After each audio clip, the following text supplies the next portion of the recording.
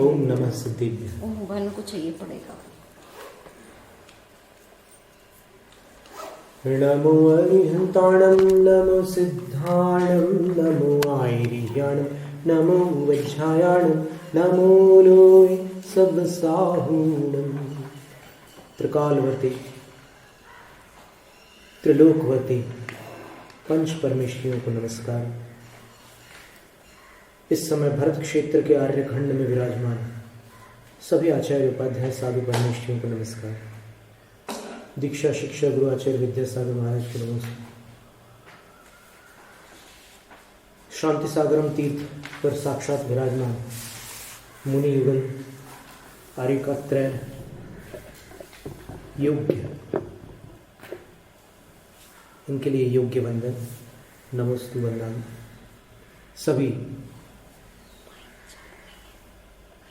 गणनीय आर्यिका शेष आर्यिकाएं उन सबको वंदामी। लक्ष्य लक्ष्य लिकाओं को इच्छाकार प्रतीक्षाकार।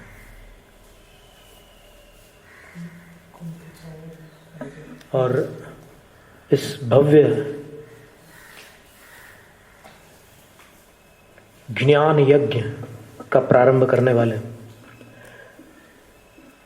आचार्य गुणधर नंदी महाराज श्री, आचार्य गुप्ती नंदी महाराज श्री, इनकी संयोजना में ये बड़ा भारी कार्यक्रम इस समय प्रवर्तमान हुआ है।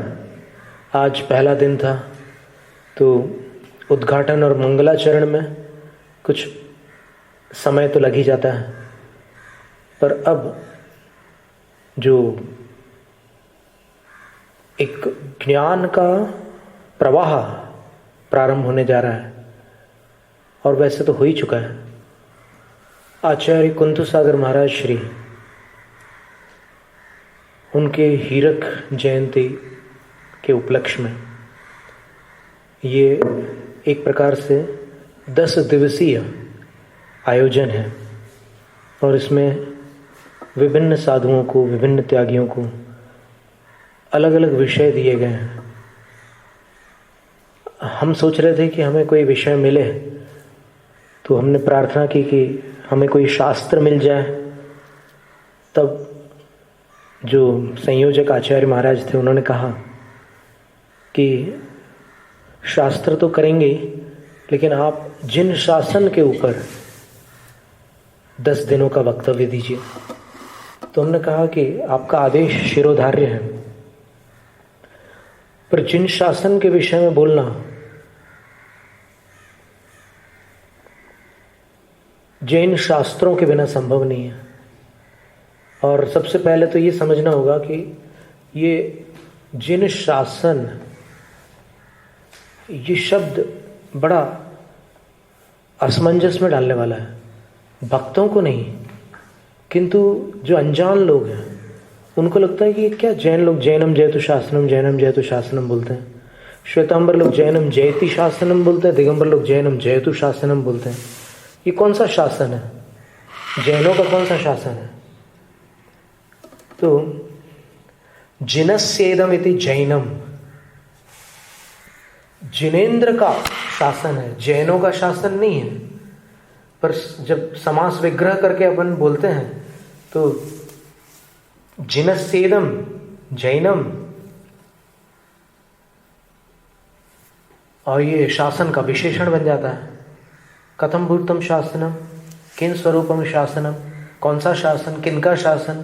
तो बोले जैनम शासनम, जैनों का नहीं, जिनेन्द्र का शासन, जिन भगवान का शासन। और ये शासन, शासन शब्द का अर्थ क्या है? अपन ने बहुत सारा लोक व्यवहार में इसका प्रयोग देखा है। कभी अनुशासन शब्द सुनने में आता है, कभी प्रशासन शब्द सुनने में आता है, कभी शासन शब्द सुनने में आता है। तो उन सब से भिन्न अर्थ है यहाँ पर शासन शब्द का। यहाँ पर शासन शब्द का अर्थ है तीर्थ, तीर्थ शासन। अब तीर्थ शब्द का अर्थ भी शासन बताया, शासन शब्द का अर्थ तीर्थ बताया, तो ये क्या है? तो ये कोई राज शासन या प्रजातंत्र शासन न हो करके ये जिनेंद्र भगवान का एक धर्म शासन है। इस पर ध्यान देना, धर्म शासन है। वस्तुतः जैनत्व को अपन देखें तो जैनत्व में अनेक विभाग हैं। उन विभागों का परिचय न होने से अपन सब समझते हैं कि जैन शासन, जैन धर्म, जैन सिद्धांत, जैन न्याय, जैन अध्यात्म, ये सब एकार्थक है, जबकि नहीं, इनमें अंतर है। जिन शासन, जिनस्य शासनम किंवा जिनानाम शासनम जिन शासनम, जिनेंद्र का शासन जिन शासन कहलाता है। और ये शासन जो होता है धर्म शासन होता है। ये कोई प्रजातंत्र, लोकतंत्र या राजतंत्र शासन नहीं होता। और ये धर्म क्या है? तो बोले धर्म मार्ग है। किसका मार्ग है? कल्याण का मार्ग है। कल्याण के मार्ग को धर्म कहते हैं। किसके कल्याण का मार्ग? तो जो संसारी प्राणी अपना अकल्याण कर रहे हैं, राग, द्वेष और मोह में फंस करके चारों गतियों में भ्रमण कर रहे हैं, अनेक प्रकार के कर्म फलों को प्राप्त होकर कभी क्षणिक सुख को प्राप्त हो जाते हैं, कभी तीव्र दुख को प्राप्त होते हैं। एक प्रकार से जैसे धोबी वस्त्र को पछाड़ता है तो वस्त्र का मैल उड़ जाता है, अलग हो जाता है। लेकिन यहाँ कर्म जीव को पछाड़ रहे हैं, पर जीव नए कर्मों को और बांधता जा रहा है राग द्वेष के कारण। अब जैसे कपड़े को तेल में अगर भिगा दिया जाए और उसको अगर किसी पत्थर पर जिस पे धूल लगी है अगर फटकारा जाए तो वो कपड़ा स्वच्छ होगा तो मैला हो जाएगा। तो ऐसी दुर्दशा हो रही है जीव की। तो इस जीव को पार लगाने वाला जो शासन है वो धर्म शासन है। इसमें कोई राजा, मंत्री, सेनापति आदि नहीं है। ये केवल एक जिनेंद्र देव का शासन है। इस शासन में जीव के कल्याण का उपाय जीव को प्रदान किया जाता है। और जो जीव उस उपाय को स्वीकार कर लेता है और उसको स्वीकार केवल अपनी धारणाओं में या अपनी मान्यताओं में नहीं, अपनी समझ मात्र में स्वीकार करने की बात नहीं, इसके साथ साथ उसमें जो निर्देश है उन निर्देशों का पालन करते हुए स्वयं पुरुषार्थ करता है, कल्याण का प्रयत्न करता है, उस जीव का कल्याण होता है। और इस जिन शासन की शरण में आने वाले आज तक अनादिकाल से अगर अपन विवक्षा ले लें तो अनंत जीव कल्याण को प्राप्त हुए हैं। अन्यथा अगर संप्रति काल यानी वर्तमान काल को अपन देखेंगे तो वर्तमान काल में आपको त्रस्त जीवों की राशि असंख्यात से ऊपर नहीं मिलेगी। संपूर्ण लोक में त्रस्त जीव असंख्यात ही मिलेंगे, पर अनंत जीव कल्याण को प्राप्त हुए वो अनादि काल की अपेक्षा से विचार करने पर वैसी विवक्षा बनती है। अरहत भक्ति में एक बड़ी सुंदर कारिका है। श्रीमत् परम गंभीरस्याद्वादा मोघ लांछनम जियात् त्रैलोक्यनाथस्य शासनम जिन शासनम। अभी हम अन्य भी अनेक ग्रंथों की कारिकाएं आपके सामने रखेंगे, क्रम से रखते जाएंगे। ये सबसे पहले आज चूंकि मंगलाचरण का दिन है तो सबसे पहले जिन शासनम जियात। मंगलाचरण में अपन अरहत भक्ति के इस कारिका में देख रहे हैं कि भक्तिकार कह रहे हैं कि जिन शासन जयवंत हो। जयवंत हो का अर्थ क्या होता है? विजयी हो। किस पर? विजय और पराजय, जब दो पक्ष में परस्पर संग्राम होता है तभी होते हैं विजय और पराजय। तो संग्राम किस में है?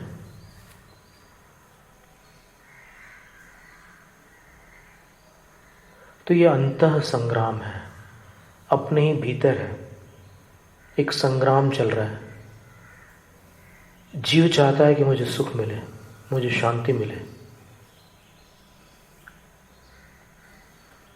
लेकिन चाहते हुए भी असफल होता है।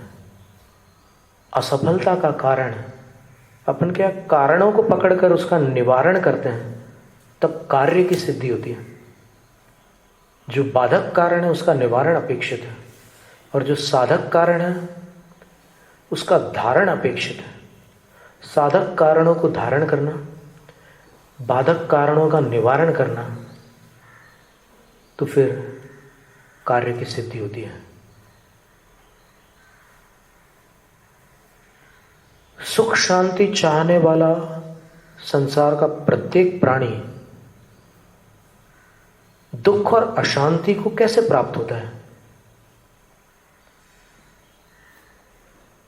तो इस पर विचार करने पर ज्ञात होता है कि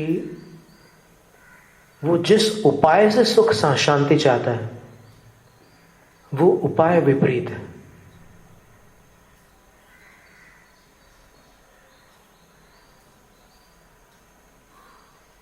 जैसे किसी को सांप ने काट खाया और वो उसके ऊपर बोरोलिन लगा दे, तो क्या होगा? विष दूर होगा क्या? संभव ही नहीं है। फेयर एंड लवली लगा दे तो लोग बोलेंगे कि पागल है क्या, क्या कर रहा है? तो अनादिकाल से ये संसारी प्राणी, ये जो मिथ्यात्व और कषायों के सर्प अपने को डस रहे हैं, उन घावों पर ये विषयों की फेयर एंड लवली लगा रहे हैं। जो इंद्रियों के भोग के जो साधन हैं उनसे वो सुख शांति चाह रहे हैं, इसलिए अशांति दूर नहीं हो रही है, सुख दूर हो रहा है। तो इसका उपाय जिन्होंने बताया है उनका शासन जिन शासन है, और जिन शासन को मान्य करना किसी की बाध्यता नहीं है, स्वतंत्र है सब। पहले जिन को समझ लो और उनके शासन को समझ लो, यदि रुचे तो अपना लो, ना रुचे तो फेयर एंड लवली बढ़िया है, लगाते रहो, कौन रोक सकता है? जिन कौन होते हैं? जी धातु से एक तद्धित प्रत्यय करके जिन शब्द की निष्पत्ति हुई है। व्याकरण में शब्द निर्माण की प्रक्रिया होती है, इसमें धातु और प्रत्यय को मिला करके और कभी कभी उपसर्ग भी जोड़ करके शब्दों की रचना की जाती है। तो जिन, इस शब्द का अर्थ होता है जयति इति जिनः, जो विजय को प्राप्त करते हैं उनको जिन कहते हैं। अब फिर बात आती है विजय किन पर विजय प्राप्त करते, किन को पराजित करते हैं, किन को जीतते हैं? तो समाधान है कि ये कहीं बाह्य में जाकर किसी को हराने की बात नहीं है। स्पोर्ट्स की कोई टूर्नामेंट नहीं है जहां जाकर के विजेता पद प्राप्त करना हो। ओलंपिक्स, एशियाड आदि और कोई बहुत बड़ा कार्यक्रम नहीं है जहां जाकर के बॉडी बिल्डिंग, रेसलिंग, बॉक्सिंग या और दूसरे अनेक प्रकार के स्पोर्ट्स हैं, उसमें विजेता बनने वाली बात नहीं है।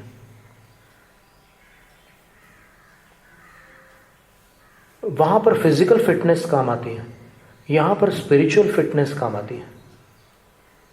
वहां शारीरिक सौष्ठव, शारीरिक क्षमता और उसके साथ में बौद्धिक कौशल और स्फूर्ति सबकी आवश्यकता होती है। यहाँ भी आवश्यकता तो होती है, पर यहाँ पर ये अंतरंग में होता है।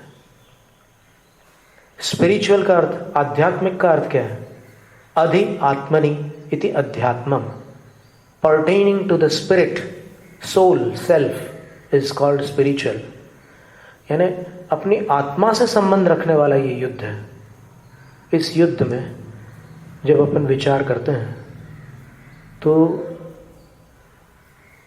सहज रूप से अपन देखें, ऐसे शांत ध्यान में बैठे तो अंदर कोई उपद्रव नहीं होता। लेकिन जब अपन जड़ अथवा चेतन अन्य वस्तुओं के प्रति अपना संबंध जोड़ करके अपने अंदर उथल पुथल स्वयं मचा लेते हैं और कभी दूसरे आकर के उपद्रव करते हैं, तब उथल पुथल मच जाती है। तो उस स्थिति में क्या होता है? अपने अंदर आकुल परिणाम भाव हो जाते हैं, व्याकुलता उत्पन्न हो जाती है और फिर अपन अशांत हो जाते हैं। कभी कभी रात में 12-12, 1-1, 2-2 बजे तक सोचते रहते हैं कि क्या करें, जीवन बिल्कुल साथ नहीं दे रहा है, नसीब खराब है और सारी दुनिया दगाबाज है, मित्र भी धोखा दे जाते हैं और सारे के सारे लोग स्वार्थी हैं। ऐसे ऐसे विचार आने लग जाते हैं। तो यहां पर जिन्होंने इस संग्राम में विजय प्राप्त कर ली है, अर्थात अंदर के इन सब विकारों को, इन सब विचारों को, जो परमार्थ सतरूप नहीं है, जो अपनी कल्पना से उस रूप दिखते मात्र हैं, वास्तविकता कुछ और होती है। जो भी अपने जीवन में घटित होता है वो अपने ही उपन्यास का अपने द्वारा लिखा हुआ पृष्ठ ही खुलता है। एक एक दिन, एक एक पल जो कुछ अपने जीवन में होता है वो अतीत में अपन ने ही अपने कर्मों के द्वारा वैसा प्रबंध किया होता है, तब जाकर के होता है। और अपन उपन्यास के लेखक को नहीं जानते। ये तो जानना बहुत दूर की बात है कि किसने लिखा है, मैंने लिखा है या फिर अब कोई कहता है कि नहीं वो किसी और ने लिखा है। तो अपना लेखा जोखा जैन सिद्धांत के अनुसार या जीव स्वयं और भारतीय आत्मवादी दर्शनों में भी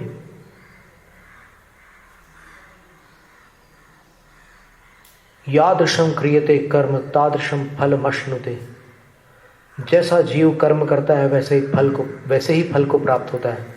इस कर्मवाद को भारत के कुछ दर्शन मान्य करते हैं और वैज्ञानिक लोग भी इस बात को स्वीकार करते हैं। सर आइजैक न्यूटन ने गति के कुछ नियम बताए। उन नियमों में एक नियम ऐसा है, every action has an equal and opposite reaction. प्रत्येक क्रिया की तुल्य और विपरीत प्रतिक्रिया होती है। आप गेंद को जितने वेग से दीवार पर मारेंगे, गेंद उतनी ही वेग से वापस लौट करके आएगी। तो आप दूसरों का जितना बुरा सोचेंगे, आपके ऊपर उतनी ही बुराइयां वापस लौट करके आएंगी। अभी होलिस्टिक हीलिंग वाले विदेशों में कहते हैं, लुइस एल हे वगैरह, और फिर द सीक्रेट की जो 24 स्पिरिचुअल मास्टर्स हैं, वो लोग कहते हैं कि what ever you give out comes back. जो आप देते हैं वो पाते हैं। आप भलाई देंगे तो आप भलाई पाएंगे, आप बुराई देंगे तो बुराई पाएंगे। कुछ दिनों तक परीक्षा होगी, उस परीक्षा में कई लोग लौट जाते हैं कि नहीं, अपने बस का नहीं है, हम इतना अच्छा करते हैं, हमारे साथ बुरा ही होता है। तो ये जो धारणा बना के रखे हमारे साथ बुरा ही होता है, ये ही जो है भी को हटा देता है, और भी को हटा देने के कारण उसके साथ बुराई होता है। उसने स्वयं इनवाइट किया है, उसने आमंत्रण दिया, ही बोलकर उसने आमंत्रित किया दुर्घटना को। अगर एक बार वो स्वीकार कर लेगी, जो भी मैंने किया चलो ठीक है, अब मैं इस जीवन को प्रायश्चित में लगाता हूँ, जो मैंने आज तक जो भी दूसरों का बुरा किया, जो भी किया, अब की आगे से मैं कुछ नहीं सोचूंगा ऐसा, न मन से, वचन से, न शरीर से। और फिर जो जो किया है, अब क्या है कि अगर बॉटल में आपने हींग रखी है तो उसको 10-20 बार धोने के बाद ही उसकी गंध जाती है। तो जो इतने समय से अपन ने कर्म बांध करके रखे हैं, तो फिर उसका असर तो चलेगा ना। अपन ये सोच रहे हैं कि मैंने 3 महीने तक लगातार भगवान का अभिषेक किया, लेकिन मेरा कोई काम नहीं बना, कोई धर्म भर कुछ नहीं रखा धर्म में, तो ये तो आपका एकदम शॉर्ट साइटेडनेस है कि आप थोड़ा देख करके ज़्यादा सोच रहे हो। ये जिन शासन की बात है कि जिन्होंने अंतरंग समस्त विकारों को जीत लिया, उनको जिन कहते हैं, और वो जीतने वाले वीतराग हो जाते हैं। और वो वीतराग फिर एक और आवरण होता है अपने चेतना पर, चेतन पर, जिसको रज कहा गया। उसके 2 भेद हैं, ज्ञानावरण, दर्शनावरण, उनको भी हटा देते हैं। फिर एक रहस्य भी होता है, उस रहस्य को भी नष्ट कर डालता है। तो अनंत चतुष्टय के धनी हो जाते हैं वो। अनंत ज्ञान, अनंत सुख, अनंत दर्शन, अनंत वीर्य, इसके वो स्वामी होते हैं, वो जिन कहलाते हैं। और केवल वो ही नहीं, बल्कि 8 कर्मों को जिन्होंने नष्ट किया उनको भी जिन कहा जाता है। ये तो 4 कर्मों को नष्ट करने वाले तो उनसे छोटे जिन हैं, और बड़े जिन जो है वो सिद्ध परमात्मा है। तो ये जिन शासन जो है ये अरहंत परमात्मा का शासन है, और इसमें कोई राग द्वेष नहीं है। सब जीवों का कल्याण की बात है, कोई भी क्यों ना हो, अपना ले, आजमा ले, और फिर देख ले क्या होता है। तो जिन शासन के बारे में आज थोड़ी सी चर्चा हुई है। इसके बाद आगामी सत्रों में और इस विषय को प्रवर्तमान करेंगे। आज एक भूमिका थी कि सारा संसार अशांत है, दुखी हो रहा है, पुरुषार्थ करने के बाद भी शांति और सुख को प्राप्त नहीं कर पा रहा है।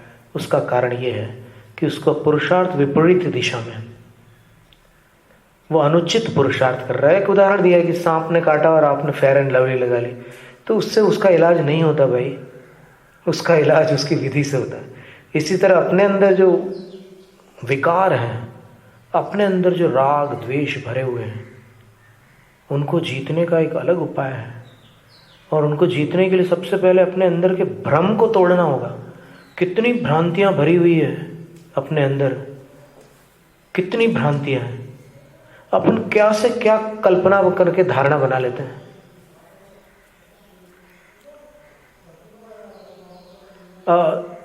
शाम के समय किसी को रविवार को चोट लग गई, फिर दूसरी बार फिर से शाम के समय रविवार को चोट लगी, तो फिर वो निर्णय कर लेता है कि मैंने पिछले जन्म में कोई ऐसा कर्म किया है कि मेरे लिए रविवार के शाम का समय हमेशा अनिष्टकारी होता है। अरे वाह, हमेशा कहाँ से लगा दिया, 2 ही बार तो हुआ ना, तो 2 बार को उसने हमेशा बना दिया। ये क्या है, भ्रांति है कि नहीं है? तो ऐसी अनेक भ्रांतियां तोड़ करके ये जीव जब स्वच्छ हो जाता है, भ्रांति रहित हो जाता है, तब उसको सम्यक दृष्टि कहते हैं। और सम्यक दृष्टि जीव जब कषायों को जीतना प्रारंभ कर देता है, राग द्वेष को हटाना प्रारंभ करता है, तब वो रत्नत्रयधारी हो जाता है, और फिर उससे उसका कल्याण होता है। जिन शासन आत्म कल्याण का मार्ग है, आत्मा का अनुशासन है। जैनम जयतु शास्त्रम।